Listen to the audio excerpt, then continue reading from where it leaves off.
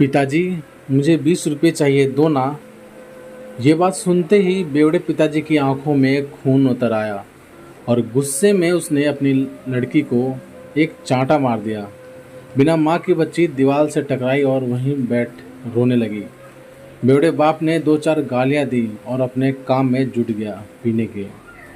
थोड़ी देर बाद वापस वो लड़की अपने पिता के पास आई और विनती कर बोली, पिताजी, मुझे 10 रुपये दो ना। इस पर पिता ने पूछा, क्यों बे, कभी 20 कभी 10, क्या करेगी तू पैसे का? लड़की बोली, पिताजी वो मैं नहीं बता सकती, मुझे पैसे दो ना। यह सुन पीते हुए पिताजी ने लड़की को मारा और फिर थक के पलंग पर सो गया। 1 साल बाद रात 12 बजे उसे लगा कि कोई उसे हिला रहा है। उसने थक हार कर आंखें खोली तो देखा उसकी लड़की हाथ में एक कागज़ लिए हंसती हुई खड़ी थी। पिता को आश्चर्य हुआ और वो बोला, क्यों बे, रात को 12 बजे पैसे मांगने आई है? यह सुन लड़की बोली, ना पिताजी, अब मुझे पैसे नहीं चाहिए। आपने मुझे पैसे नहीं दिए तो मैंने खुद ही ये जन्मदिन मुबारक का कार्ड बना दिया। पिताजी, जन्मदिन मुबारक हो। और ये बोल लड़की अपने पिता के गले लग गई।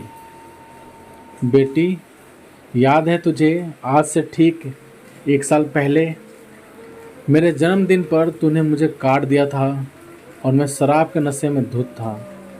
उस वक्त जब तुमने मुझे गले से लगाया तो मैंने तुझे धक्का देके गिरा दिया था और बाजू में पड़ी छड़ी से मारा भी था और बोला था, क्यों मेरी नींद खराब की, एक रद्दी के कागज़ के लिए मेरा सारा नशा खराब कर दिया। ऐसा बोल मैं तुझे मारता रहा। तो रूठ के जाकर एक कोने में बैठकर रोने लगी। बेटी, पर उस दिन के बाद से मैं सुधर गया।